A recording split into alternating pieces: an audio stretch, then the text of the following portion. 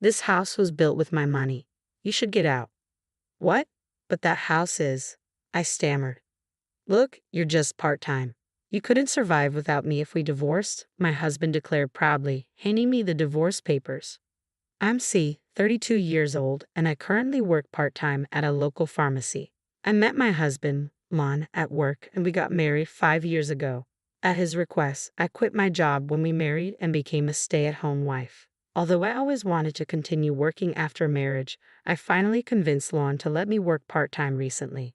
For the record, we don't have kids yet. I'd love to have a pet since I adore dogs, but Lon hates animals, so I've given up on that idea. Lon, who never really liked me working, started criticizing the household for the first time. Hey, have you been cleaning properly? The house seems dirtier, and there's a pile of laundry. I've been cleaning and doing laundry like always. Really? Even today's dinner felt like you cut corners. That's not true. I got caught up at work today and came home late. Cutting me off, Lon continued proudly. What work? You're just part-time. I'm the one actually working. Take care of the house properly. Even part-time work is still proper work. I'm the one earning the money that lets us live, so don't talk back. See? I'm right. You have nothing to say. Lon has always had a high sense of pride and probably dislikes the fact that I'm working part-time. He started looking down on me because of it, constantly bragging about how we can only live this way because of his income. Even if he's the man I chose to marry, being belittled for working part-time every time is really frustrating. Recently, Lon managed to take a day off after a long time, so we decided to visit his parents' house. Despite his annoying recent behavior, I was excited about the outing. Little did I know it would turn into the worst homecoming ever. When we arrived at his parents' home, they warmly welcomed us. That night, after finishing dinner cleanup with my father-in-law, I went to the living room and found my father-in-law fresh from the shower. My husband had apparently gone to shower as well. The atmosphere with my father-in-law, who had been cheerful until now, felt heavier than before. Callie, I heard from Lon that you've started working part-time. Yes, I replied, sensing a bad feeling. Is there a problem? Is Lon not earning enough? No, it's not like that at all. I just like working. Is that so, Ron? You can't even manage the household and you still want to work part-time. You're just burdening our son. Exactly, he continued. If you have time for part-time work, focus more on home responsibilities. Look, your part-time job won't miss you if you leave, but your duties at home will. Lon works hard, and you don't feel ashamed of doing this?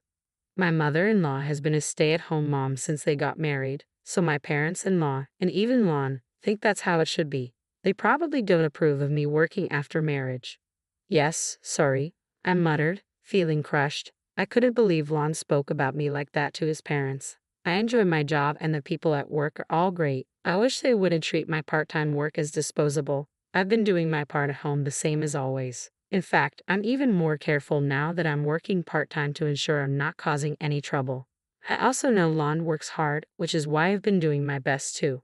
A few days later, feeling down, I missed my parents and decided to give them a call. I wish they lived closer so I could see them whenever I wanted. Hello, Callie, what's up? My father's familiar gentle voice almost made me cry, but something felt off because Mom usually answered the phone. Dad, it's been a while. No special reason for calling. I just wanted to hear your voice. Are both of you doing well? I'm doing fine, but your mom's knee has worsened a bit. She's otherwise in good health, but needs to rest for a while. Is Mom okay? My mom had injured her knee years ago, but she was fully healed, wasn't she? It's not serious. She stumbled on the stairs recently and hurt her old injury a bit. The doctor said she'd be fine with some rest. All right, tell Mom to take it easy until she feels better, and Dad, don't overexert yourself. I'll visit when I can. Got it, thanks. You must be busy, see, but don't push yourself too hard. I was glad to hear my dad's voice, but now I was worried about my mom. Well, she's not ill, just needs to rest, as my dad said. They're both getting older now. I thought of my mom bustling around the house when I lived there and felt a twinge of sadness. Come to think of it, she tripped on the stairs. I suddenly thought about the layout of my childhood home.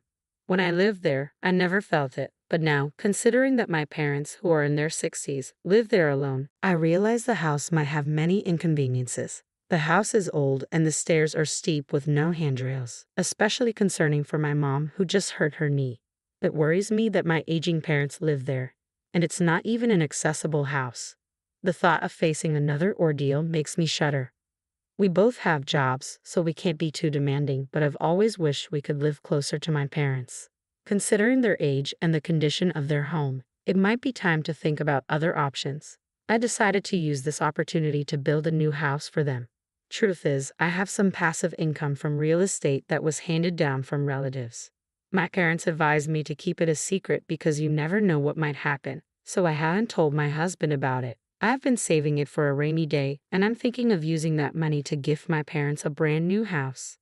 I feel so happy to finally give back to my parents who have raised me.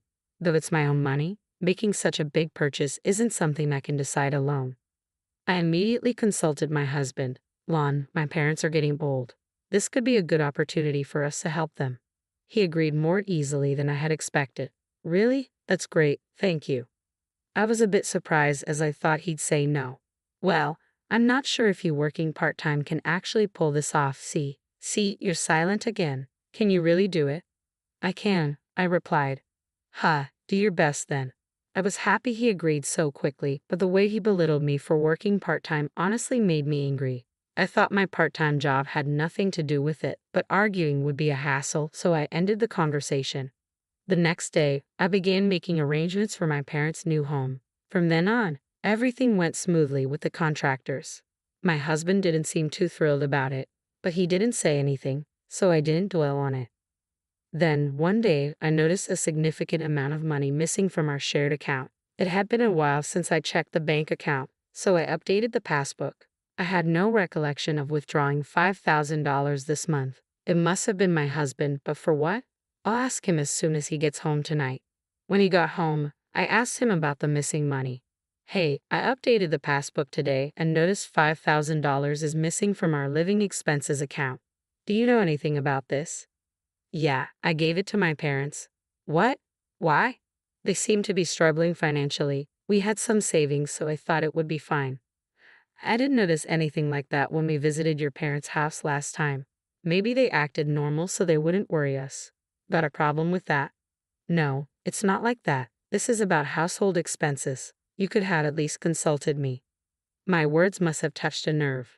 My husband sharply retorted, It's my hard-earned money. I'll use it how I want. I don't need to consult you every time. You only work part-time and can't even handle things at home. You're getting a bit too high and mighty. Annoyed with my silence, my husband slammed the door and left the room. I always thought Lon left the house matters to me because he trusted me. I felt trusted, yet he didn't consult me this time either. If his parents were really struggling, I'd want to help too. I wouldn't oppose it. It's been 5 years since we got married, and it hurts to feel like there's zero trust. Things have been awkward since then, but life goes on as usual. We've had our share of fights in these 5 years. This time, too, things returned to normal before we knew it. I did wish he'd apologize, but I didn't want to ruin the mood, so I stayed quiet. In the meantime, our new house was completed. I heard that with newer homes, construction updates can be quick, and it turns out it's true. I was excited and immediately contacted my parents to finalize the moving day.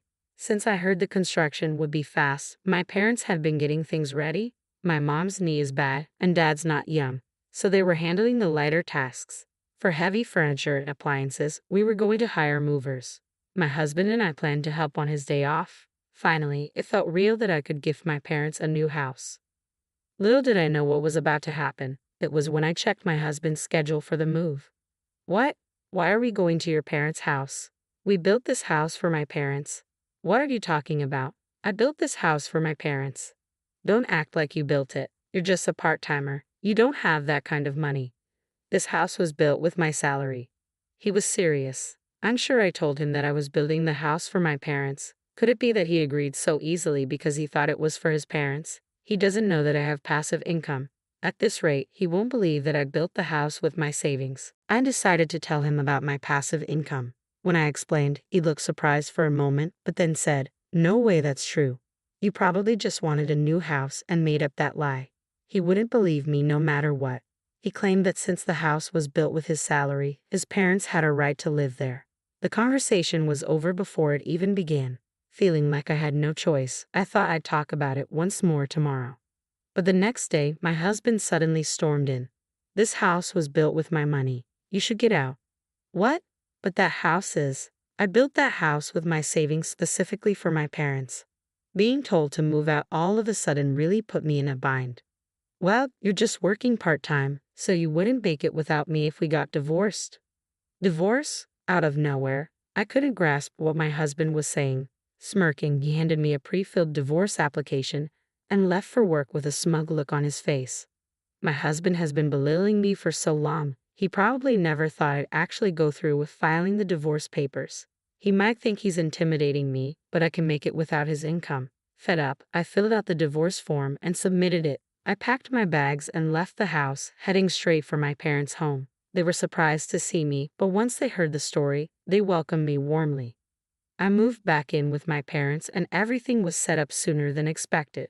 We started living together in the new house. I was a bit concerned that I hadn't heard anything from my husband, but since I had already filed for divorce, I decided not to worry about it. A little while after I moved in, an unknown moving company showed up. Upon checking, I found out that items were being moved in under my ex-husband's name. According to the movers, my husband and his parents would be arriving soon in their car. They were planning to move into the home where I live with my parents without even asking. We may have been married once, but we're divorced now, so he's a stranger. Moving in like that without asking is both unbelievable and frightening. The movers were also confused. After talking with my parents, we called the police. The police confirmed, since the house was in my name and we were already divorced, his entering the house could be considered unlawful entry. When my husband and his parents arrived, they were visibly shaken to see the police. His parents seemed clueless, but my husband finally seemed to understand the reality of the situation. What is going on, Juan? Explain yourself, his parents demanded. He looked extremely rattled, getting grilled by both the police and his own parents. I'd never seen him so flustered. I didn't really want to have anything to do with him anymore, but I decided to submit evidence to the police. I don't know all the details, but from what I heard through mutual friends, he had a tough time. His parents had already canceled their housing arrangements, so they had nowhere to go. There were complaints from the moving company too, and due to the evidence I submitted to the police, things got even worse for him. I had proof of his emotional abuse, audio recordings from times he really got under my skin. After all that drama, I managed to secure a settlement in the divorce. My ex-husband drained his already meager savings and is now living off his parents' support.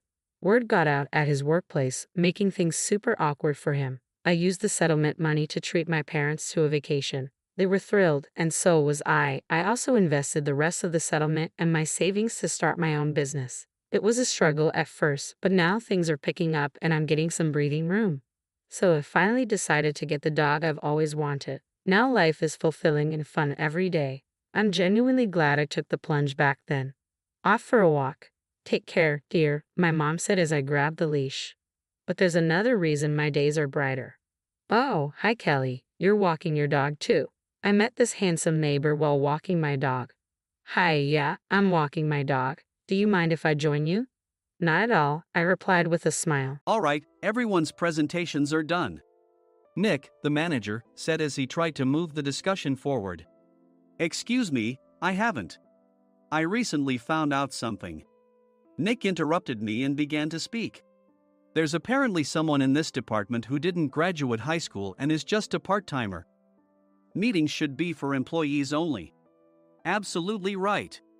His lackey, Mike, of course, agreed with Nick. I'm leaving. After leaving the meeting room, I started to shut down my computer. I noticed that an email had arrived, not in my personal inbox, but in the company's shared email. Thinking, there's no point in speaking up, no one will listen, I went home quietly. The next day, I heard a commotion from Nick's desk. He was staring at his computer screen, his face pale. Nick? Is something wrong? Mike looked at the screen with him. And he turned even paler than Nick. Why is he so angry?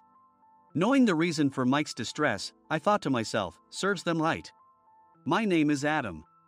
My mother passed away when I was in the 9th grade, and I was raised by my father. Well, you could hardly call it being raised. After my mother passed, my father changed.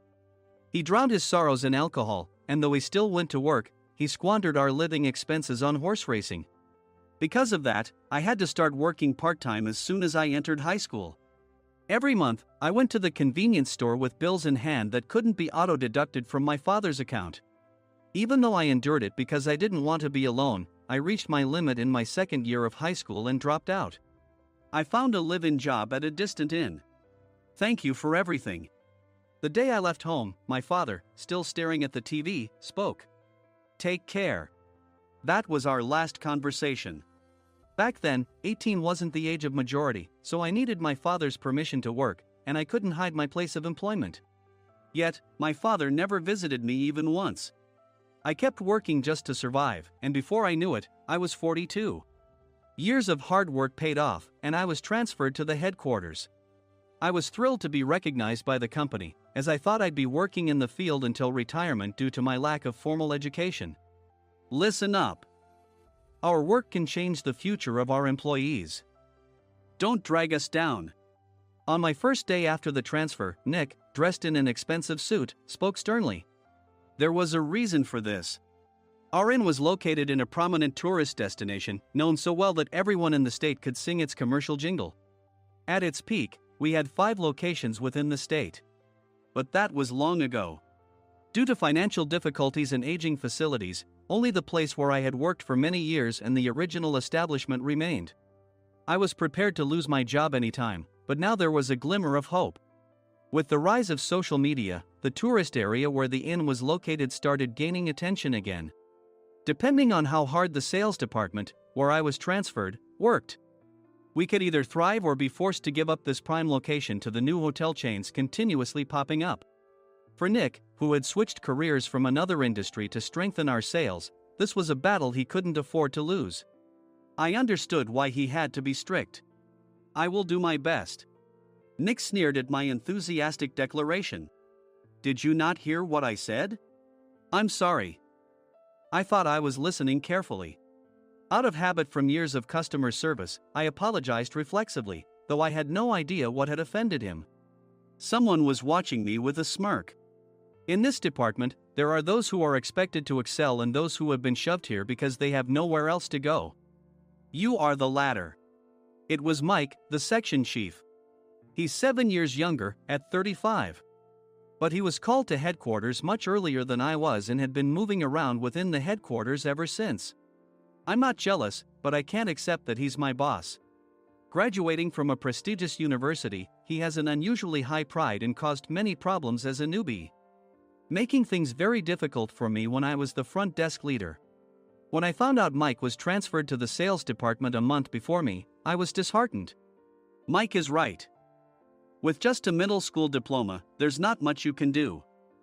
Don't even think about achieving results. As if I didn't exist, Nick remarked, I'm thirsty. Mike eagerly ran to the coffee maker. It seems Mike is Nick's lackey. I regretted being happy about my transfer to headquarters, wishing I had stayed on site forever. Send a direct mail to every company on this list by the end of the day. Nick only assigned me tasks that even a new graduate could handle. What? There are over 1,000 companies. You want me to send to all of them by today? Yes, if you and your fellow misfits split the work, even those with nowhere else to go should finish by today. I glanced at the employees typing away expressionlessly. They were worn out from customer service, only thinking about leaving on time, or were women reassigned after having children, with zero motivation for work. Even Sam, a new graduate from the same university as Mike, who was supposed to be among the expected achievers, had no enthusiasm for the job, having joined the company wanting to do customer service. I don't care what they say, I plan to quit anytime, he said. Only Nick and Mike were highly motivated, making all the decisions between the two of them. I originally only wanted to work at the inn to survive and had no particular attachment to this job. I swallowed my words, thinking I had no right to reprimand them. About a month after the transfer, Nick told us with a frustrated look. To commemorate the 50th anniversary, we've decided to create a plan exclusive for one group per day. Originally, Mike and I were supposed to come up with it, but our president, Mr. Thompson, insists on hearing everyone's opinions. So, you all get a chance. As Nick explained, Mike began handing out prints. Make sure not to embarrass Nick. If your ideas are half-baked, you'll have to redo them. It seemed that they had printed his handwritten notes by Mr. Thompson, which included several questions and a section for free responses. It made sense why Nick had to seek our input, given that all responses had to be submitted to Mr. Thompson. We were given a week to think about it, and a meeting was scheduled to compile our ideas. My plan is to let guests enjoy both the old and modern America. Nick began the presentations. Guests would watch a master confectioner at a nearby traditional sweet shop make sweets in front of them. The welcome drink would be premium tea in a bottle. Nick's plan was certainly attractive. After his presentation, Nick called on us to present in the order we were seated. Just as I stood up for my turn. "All right, everyone's presentations are done." "Excuse me, I haven't. I recently found out something." Nick interrupted me. "There's someone in this department who didn't graduate high school and is just a part-timer." He was likely talking about me. I joined the company as a part-timer and was made a full-time employee when I turned 20.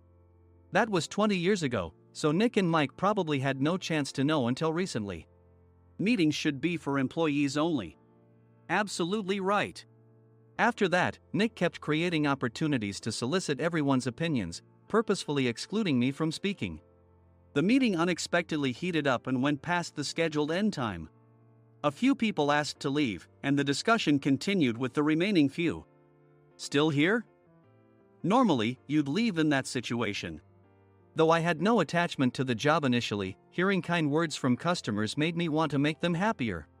For someone like me, with nowhere to go, the inn was my home and customer service was my life. I felt pathetic about my current self. "I'm leaving."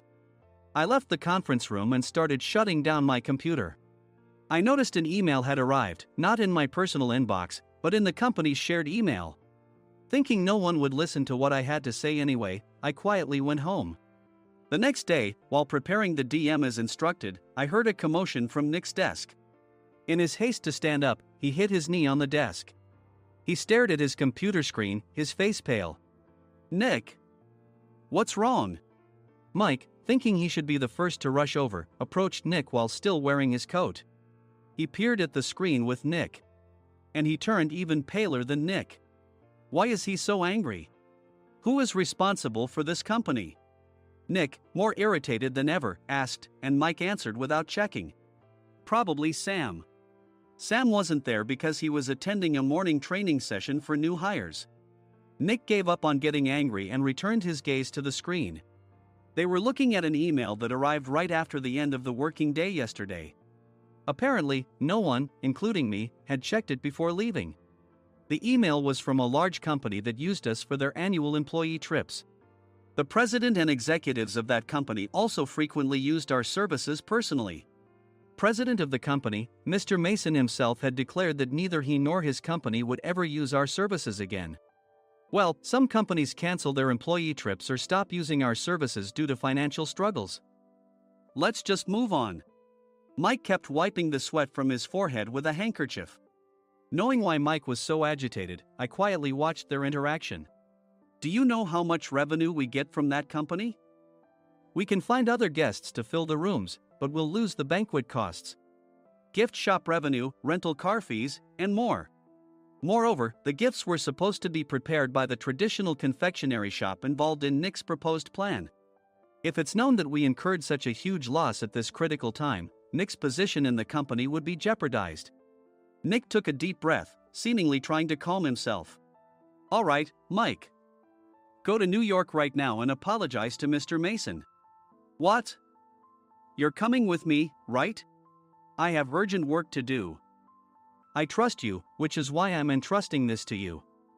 Please. Mike, believing Nick's sincerity, agreed with a determined look on his face, saying, yes. That's Nick for you. Even if Mike went to apologize, Nick would shift all the blame onto him if the client didn't change their mind. Well, it was Mike's fault to begin with, so it served him right. About 3 hours later, Sam answered a call from somewhere and repeatedly apologized, saying, I'm very sorry. Everyone watched to see what was happening. After ending the call, he informed Nick with a weary tone. When Mike arrived at the client's company, he only made things worse, further infuriating Mr. Mason. He was demanding, get his boss here immediately. It was no wonder Sam was exhausted. dealing with such a call right after returning from training. What is that idiot doing? Alright, Adam, you're coming with me. If sacrificing Mike didn't work, then I must be next. Normally, I'd want to refuse at all costs, but I saw an opportunity in this situation. If I can be of assistance, I'd be happy to join you. I obediently followed Nick, and we flew to New York. When we introduced ourselves at the reception, it became clear how serious the situation was, as the receptionist personally escorted us to the president's office. Angry voices leaked through the door, making both Nick and me uneasy. Excuse me. I'm Nick, the supervisor. I understand my subordinate has caused you trouble, and I deeply apologize. Nick, with his experience in the corporate world, knew enough to offer an apology before excuses. However, his customer service skills left much to be desired. I sighed as I saw Mike trembling like a small dog in the corner of the room. What kind of training are you giving your subordinates? Mr. Mason glared at Nick with a red face. The intensity of his gaze made even Nick take a step back. Regrettably, I joined this company only 2 years ago and was unaware of Mike's issues. I should have identified his shortcomings sooner. Indeed. I should have realized sooner. No sensible person would come to apologize and then give a lengthy presentation on the drawbacks of not using their in. Nick froze, his mouth slightly open. Suspecting the worst, I picked up the documents that had fallen to the floor. It seemed Mike hastily prepared these documents on the plane, listing the disadvantages. Disadvantage 1: if you change the venue for the company trip, employees might suspect it's for cost-cutting reasons, leading to a negative impression. Reading it aloud half-jokingly, Nick snatched the papers from my hand and checked the contents with a furious expression. Among the stack of documents was a receipt from a nearby convenience store's copy machine. I felt a pang of dread, hoping he hadn't shown the receipt as well. What do you think he said when I asked what kind of nerve he had to do this? I'm very sorry. Faced with the dire situation, Nick must have thought there was nothing left to do but apologize. In a voice smaller than I'd ever heard from him, he uttered words of apology. He said, "I'm a Harvard graduate. I don't believe I said anything wrong." Mike! What have you done? Forgetting his plan to pin the blame on Mike, Nick yelled loudly, even in front of Mr. Mason. I didn't do anything wrong. You're still saying that? Look at him. Mike pointed at me with a shaking hand. I was assigned to headquarters in my 20s and now I'm a section chief. This guy only made it to headquarters at 42. Everything I've done proves I was right. So why are we losing the contract? Having said his piece, Mike collapsed to the floor. Of course. You were sent there because you had nowhere else to go. Mike never expected to hear such words from someone he looked down upon. He lunged at me, and Nick hurriedly stepped in to stop him. Mr. Thompson told me Mike is a quick thinker, and to take good care of him. There's no way he was pushed aside. Don't make things worse here. He didn't say quick thinker, he said only quick-witted, didn't he? I don't remember that part. I recalled the many troubles Mike caused when he was a newbie. When Mike was on the front line, his pride was so high that he never apologized to customers. Customer service, especially in our job, doesn't work alone. It brings both good and bad situations. If the front staff or housekeepers made mistakes, or the cleaning company didn't properly clean a room, one had to apologize to the customers regardless of personal fault. Mike, in such situations, would never apologize, insisting he wasn't at fault. This often angered customers, and as the front desk leader, I frequently had to apologize on his behalf. He caused complaints and disrupted operations, which is why he was quickly moved to headquarters. In departments where he didn't interact directly with customers, his quick thinking was beneficial and things went well. But it seemed his flaws were starting to show. Corporate reservations are supposed to be entered into the system by the sales representative. But a quick check yesterday revealed that more than 10 items were missing from the client's reservation. The handover document clearly stated what needed to be prepared. Why didn't you enter it into the system? Why do we have to give them special treatment? Filling rooms near the banquet hall, setting up all the food in advance. Specifying the brand of wine, they're too demanding. No wonder he always angered customers, I thought, feeling a headache coming on. Grouping them in rooms near the banquet hall is for our benefit too. It makes it easier for the staff to set up beds and serve breakfast since everyone's schedule is synchronized. As for the other requests, Mr. Mason suggested them to lighten our load. I didn't know that. Nick finally seemed to realize that Mike was the one who had angered the client. What did you say to them? I just told them we wouldn't give them special treatment anymore. We shouldn't waste effort on things that don't bring in money. I was utterly exasperated at his lack of understanding of customer service. Of course, we shouldn't comply with unreasonable demands. But carrying over successful practices from past stays makes customers feel remembered and enhances their experience. Good memories encourage repeat visits. That's part of our job. I looked down at Mike, who was sitting on the floor. In our job, nothing is a waste. Mr. Thompson likely moved you to the sales department, hoping you'd finally understand this. How do you think he feels now that you failed to meet his expectations? Mike, tears in his eyes, fled the president's office. I was amazed he still hadn't apologized. You have it tough, Adam. It's okay, we're all employees of the same company. I deeply apologize for this disrespectful incident. Especially after all the care you've shown us. If it weren't for you, Adam, I really would have stopped staying here. When I heard you were moving to the sales department, I was willing to reconsider if you handled it. Seeing us talk so amicably, Nick's face contorted. Do you two know each other? Adam's service is excellent.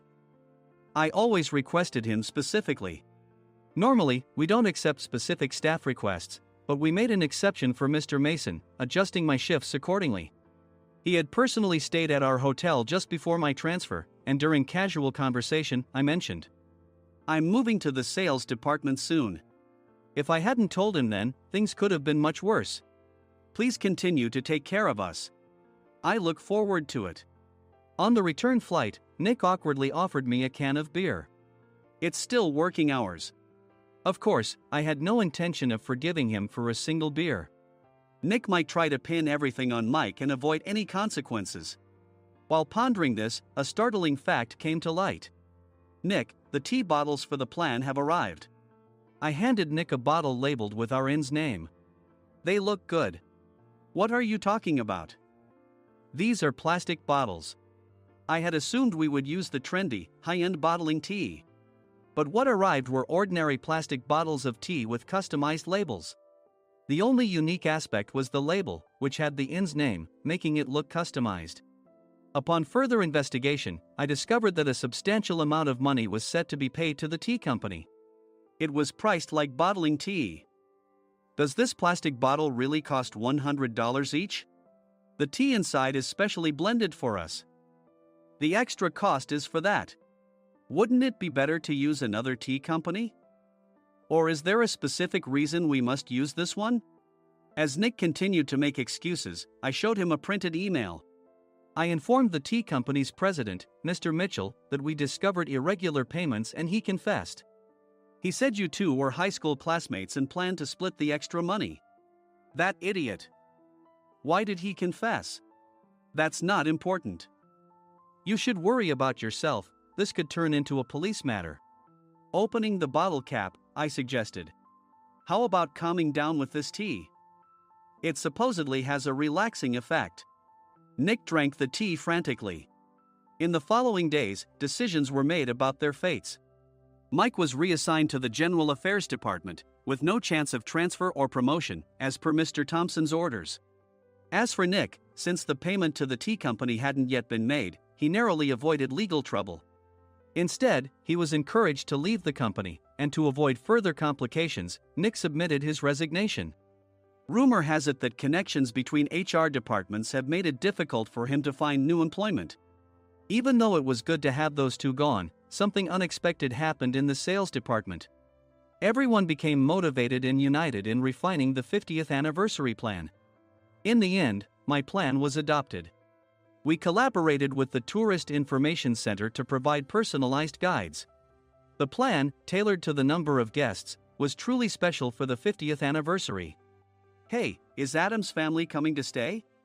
I immediately booked that special plan for my family. Sam noticed it on the reservation list and quickly picked up on it. Yes, I'm inviting my father. That's great. I might invite my parents too. I lacked the courage to face my father just as Adam. But here, with the confidence Mr. Mason praised, I felt ready. The 50th anniversary plan was a perfect opportunity to reconnect with my father. I hoped to bring back the days when we could laugh together as we once did.